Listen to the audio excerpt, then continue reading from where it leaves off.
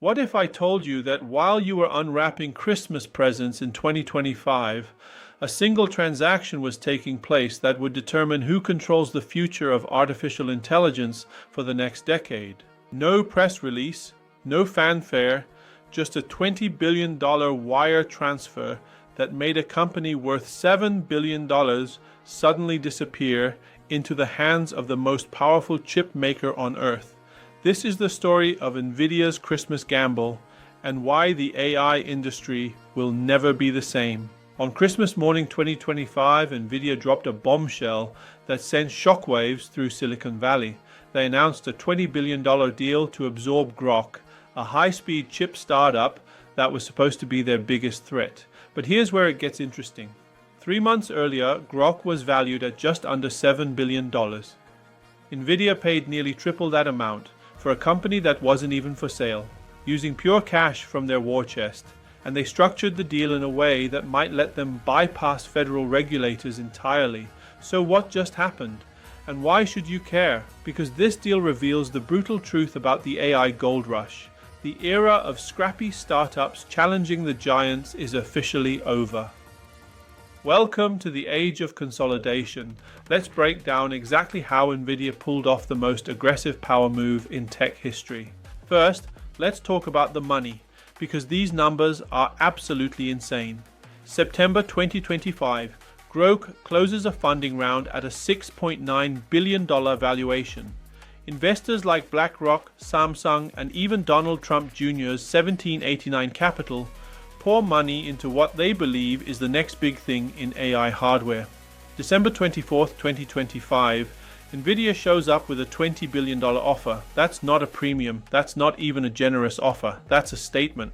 To put this in perspective, Nvidia essentially paid Groq investors a 40x multiple on their annual revenue. In what world does that make sense? In a world where you're not buying a company, you're buying insurance. See, Nvidia has built a $60 billion cash pile from dominating the AI training market. Every company building large language models, from OpenAI to Google, needs Nvidia's H100 and Blackwell GPUs. They've been printing money. But Jensen Huang, Nvidia's CEO, saw something that terrified him.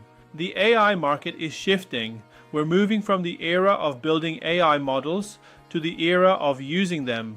And in that new world, Groq had technology that made Nvidia's chips look slow and expensive. Here's the kicker. Nvidia didn't technically buy Groq. They licensed the patents.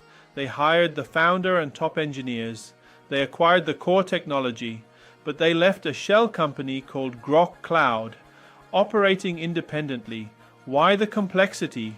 Because Nvidia is playing 4D chess with regulators. By not doing a traditional merger, they're trying to avoid the antitrust review that has killed other big tech deals. It's what analysts are calling the fiction of competition. On paper, Groq still exists. In reality, Nvidia just gutted their biggest rival and absorbed everything that mattered. Now let me explain why Nvidia was willing to pay such an obscene amount of money. It all comes down to one word: inference. For the last 3 years, Nvidia has owned the training market. If you wanted to build GPT-4 or Claude or any massive AI model, you needed Nvidia's GPUs. There was no alternative. But training is only half the equation. Once a model is built, it needs to actually answer questions for users in real time. That's inference. And here's the thing. In 2025, global revenue from inference finally surpassed training revenue for the first time. The market is flipping, and Nvidia had a problem. Their GPUs are incredible for training, but they're not optimized for instant responses. They're powerful, but not necessarily the fastest or most efficient for the real-time applications that define the next generation of AI. Enter Groq and their language processing unit, or LPU. While Nvidia's GPUs are like massive factories that can do many things at once, Groq's LPU is like a railgun. It's built for one thing: speed. Instead of using traditional high-bandwidth memory like Nvidia's chips, Groq uses on-chip SRAM, which eliminates the bottlenecks that slow down inference. The results? Groq's technology was clocked at 4 times faster than Nvidia's GPUs, at 1/5 the cost, and using 1/3 the power consumption. Let that sink in. 4 times faster, 1/5 the cost, 1/3 the energy, for applications like autonomous vehicles, robotic taxis, real-time voice assistants, and instant AI responses. Every millisecond counts, and Groq was winning that race, not by a little, by a landslide. Nvidia looked at those numbers and realized they had a choice: compete on speed, which would take years and billions in R&D, or simply write a check so big that Groq couldn't say no. They chose the check. To really understand why this deal matters, you need to know about Jonathan Ross. Before founding Groq, Ross was one of the lead architects behind Google's Tensor Processing Unit, the TPU. If you're not familiar, the TPU is widely considered the only legitimate alternative to Nvidia's GPUs for massive AI workloads. Google built it specifically to escape Nvidia's ecosystem and their sky-high prices.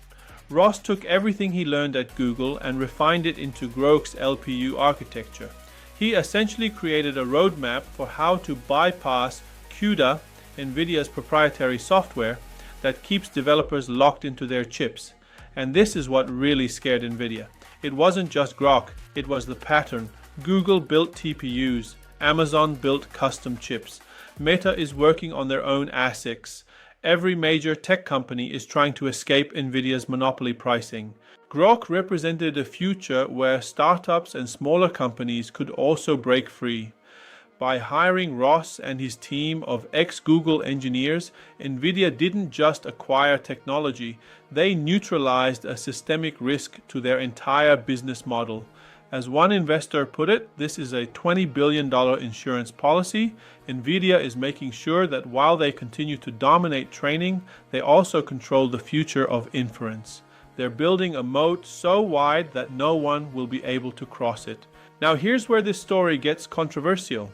If Nvidia had tried to buy Groq outright through a traditional merger, it would have triggered an antitrust nightmare. Regulators are already watching Nvidia closely because of their market dominance and 70 to 80% gross margins. So Nvidia followed what experts are calling the new big tech playbook, pioneered by Microsoft, Google, and Amazon. Here's how it works. Step 1. License the intellectual property. Nvidia paid for a non-exclusive license to Groq's technology. On paper, it's just a partnership. Step 2. Hire the brains. Nvidia directly hired Jonathan Ross and the core engineering team.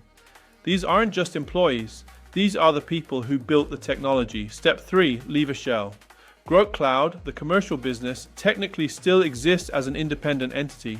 To regulators, competition is alive and well. But let's be real, when you take the patents, the talent, and the technology, what's left? A brand name and some customer contracts. Groq without Jonathan Ross and his team is like Apple without Steve Jobs and Jony Ive.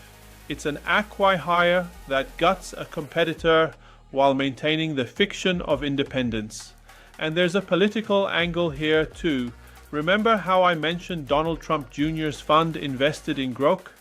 Some analysts are speculating that this deal, which delivers massive returns to politically connected investors, might smooth the path for Nvidia's global ambitions, including potential sales back into China. I'm not saying that's definitely what's happening, but when a $20 billion deal goes through this smoothly during a politically sensitive time, it's worth asking questions. So who wins and who loses in this deal? The clear winners are Nvidia shareholders. By securing both the training and inference markets, Nvidia just locked in their dominance for the next decade. Jensen Huang is playing chess while everyone else is playing checkers. Groq's investors are also winners. BlackRock, Samsung, Cisco, they're all seeing massive returns. Some made 10x their money in less than a year. But inside Groq, the mood is reportedly complicated. The founders and top executives got paid. They got new jobs at Nvidia with likely massive retention bonuses. But many rank-and-file employees are reportedly furious. They're left holding options in a zombie shell company while the people who recruited them took the cash and ran. One former employee called it a shameful betrayal. Another said they felt like they'd built something revolutionary only to watch it get absorbed by the very monopoly they were trying to disrupt. And then there's the broader tech ecosystem. Startups like Cerebras, which also make competing inference chips, are now looking over their shoulders wondering if they're next. If Nvidia can simply buy out any company that threatens them, what incentive is there to innovate? This is the dark side of consolidation. Yes, it creates efficiency. Yes, it might accelerate development, but it also concentrates power in ways that could stifle the next generation of breakthroughs. So what does this all mean for the future of AI?